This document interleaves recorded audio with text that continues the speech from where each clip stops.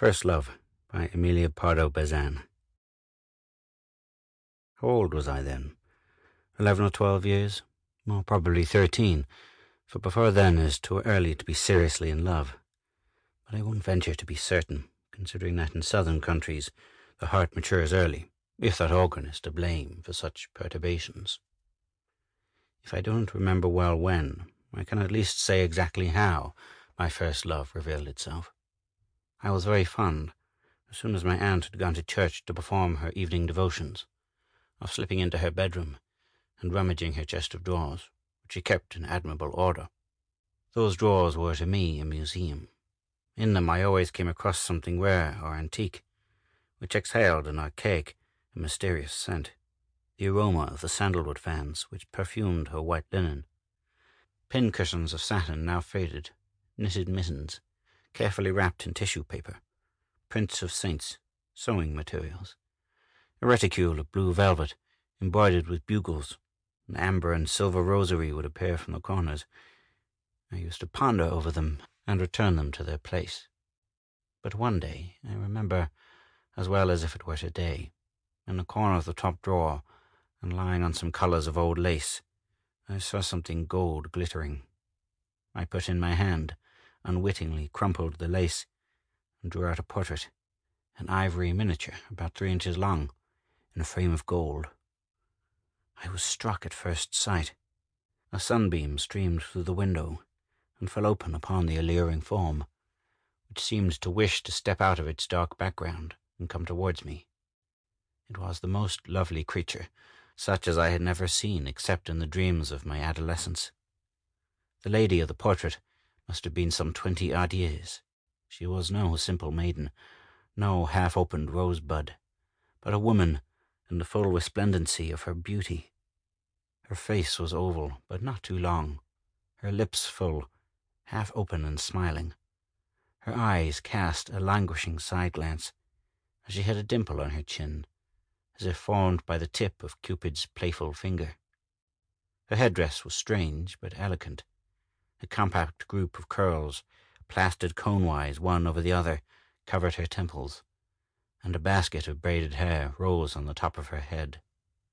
This old-fashioned headdress, which was trussed up from the nape of her neck, disclosed all the softness of her fresh young throat, on which the dimple of her chin was reduplicated more vaguely and delicately.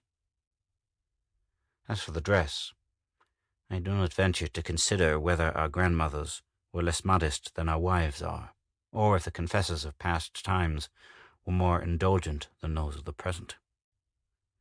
I am inclined to think the latter, for 70 years ago women prided themselves upon being Christian-like and devout, would not have disobeyed the director of their conscience in so grave and important a matter. What is undeniable is that if in the present day any lady were to present herself in the garb of the lady of the portrait, there would be a scandal.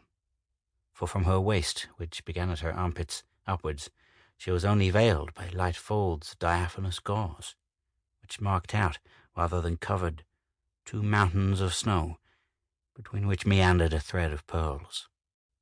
With further lack of modesty, she stretched out 2 rounded arms worthy of Juno, ending in finely moulded hands. When I say hands, I am not exact, for strictly speaking, only one hand could be seen, and then held a richly embroidered handkerchief. Even today I am astonished at the startling effect which the contemplation of that miniature produced upon me, and how I remained in ecstasy, scarcely breathing, devouring the portrait with my eyes. I had already seen here and there prints representing beautiful women.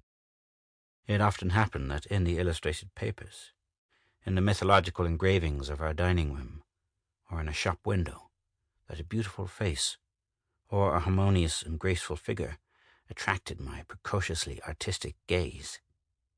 But the miniature encountered in my aunt's drawer, apart from its great beauty, appeared to me as if animated by a subtle and vital breath.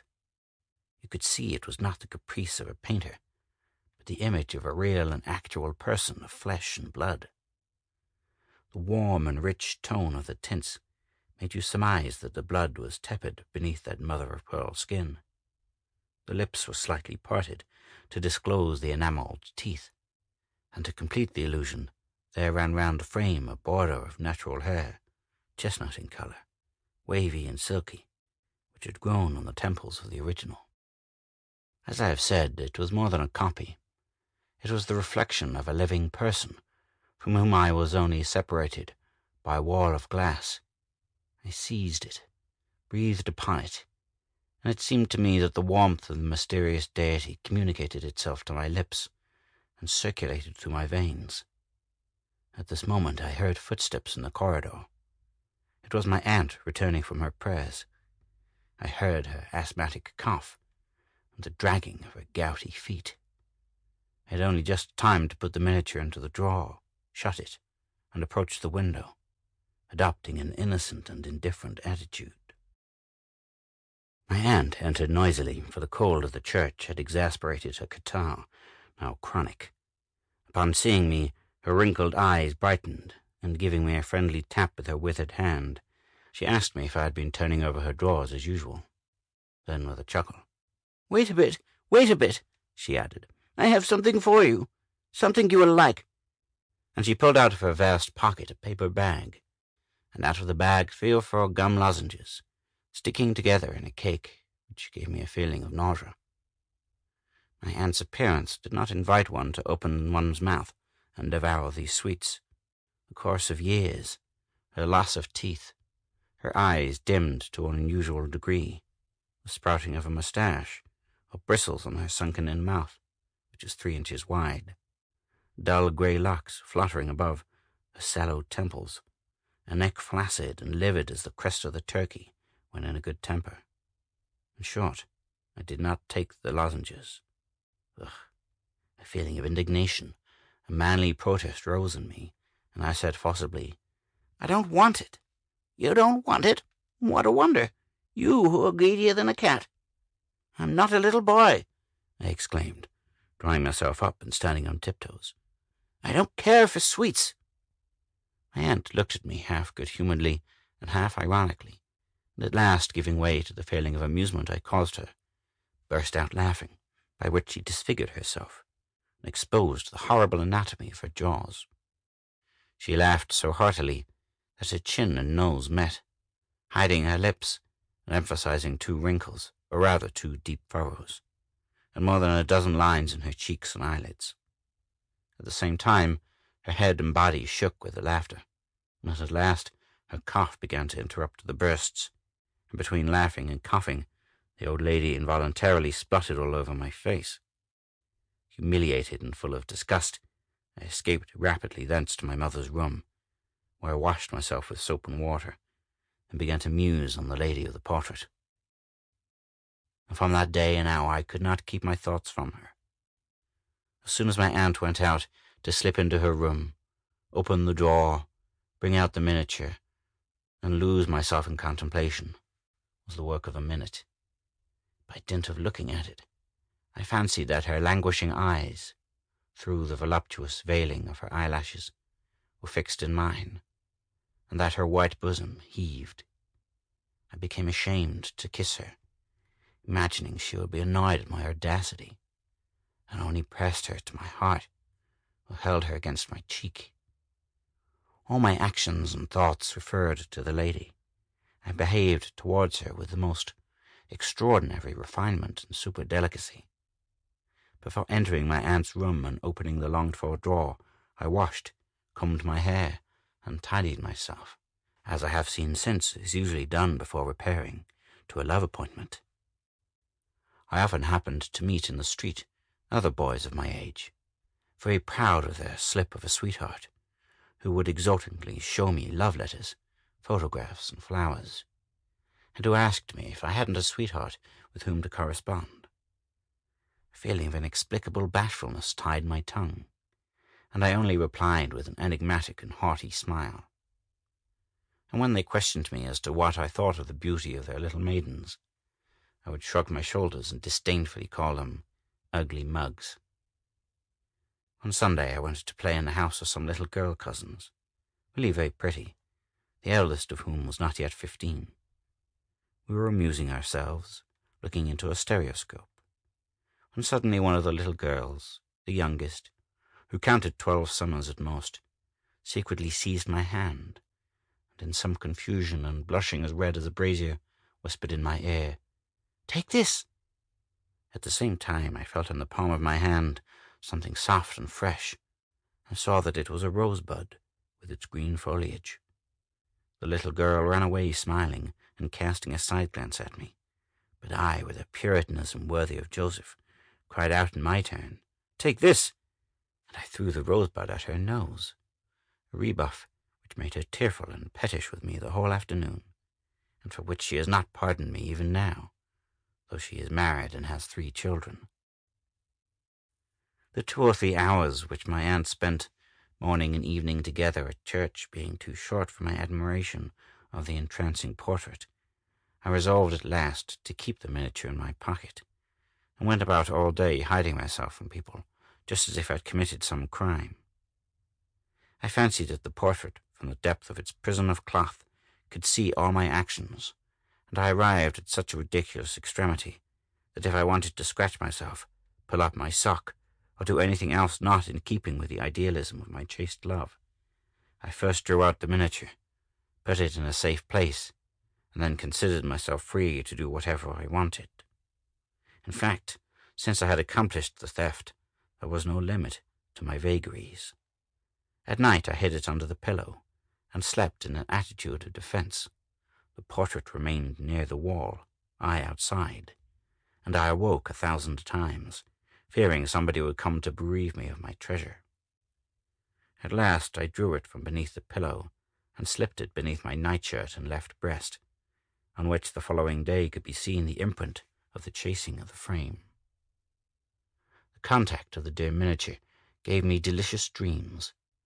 The lady of the portrait, not in effigy, but in her natural size and proportions, alive, graceful, affable, beautiful, would come towards me to conduct me to her palace by a rapid and flying train. With sweet authority she would make me sit on a stool at her feet, and would pass her beautifully molded hand over my head, caressing my brow, my eyes, and loose curls. I read to her out of a big missal, or played the lute, and she deigned to smile, thanking me for the pleasure which my reading and songs gave her. At last, romantic reminiscences overflowed in my brain, and sometimes I was a page, and sometimes a troubadour. With all these fanciful ideas, the fact is that I began to grow thin quite perceptibly, which was observed with great disquietude in my parents and my aunt. "In this dangerous and critical age of development, everything is alarming," said my father, who used to read books of medicine and anxiously studied my dark eyelids, my dull eyes, my contracted and pale lips, and above all the complete lack of appetite which had taken possession of me. "Play, boy, eat, boy," he would say to me, and I replied to him dejectedly, "I don't feel inclined." They began to talk of distractions, offered to take me to the theatre, stopped my studies, and gave me foaming new milk to drink. Afterwards they poured cold water over my head and back to fortify my nerves, and I noticed that my father at table or in the morning when I went to his bedroom to bid him good morning would gaze at me fixedly for some little time, and would sometimes pass his head down my spine, feeling the vertebrae. I hypocritically lowered my eyes, resolved to die rather than confess my crime. As soon as I was free from the affectionate solicitude of my family, I found myself alone with my lady of the portrait. At last, to get nearer to her, I thought I would do away with the cold crystal. I trembled upon putting this into execution, but at last my love prevailed over the vague fear with which such a profession filled me, and with skilful cunning I succeeded in pulling away the glass and exposing the ivory plate. As I pressed my lips to the painting, I could scent the slight fragrance of the border of her hair. I imagined to myself, even more realistically, that it was a living person whom I was grasping with my trembling hands. A feeling of faintness overpowered me, and I fell unconscious on the sofa, tightly holding the miniature. When I came to my senses, I saw my father, my mother, and my aunt, all bending anxiously over me. I read the terror and alarm in their faces. My father was feeling my pulse, shaking his head and murmuring, "His pulse is nothing but a flutter. You can scarcely feel it." My aunt, with her claw-like fingers, was trying to take the portrait from me, and I was mechanically hiding it and grasping it more firmly. "But my dear boy, let go! You are spoiling it," she exclaimed. "Don't you see you are smudging it? I'm not scolding you, my dear. I will show it to you as often as you like. But don't destroy it. Let go. You're injuring it." "Let him have it," begged my mother. "The boy is not well." "Of all things to ask," replied the old maid. "Let him have it, and who will paint another like this, or make me as I was then? Today nobody paints miniatures. It is a thing of the past. And I also am a thing of the past. I am not what is represented there." My eyes dilated with horror. My fingers released their hold on the picture.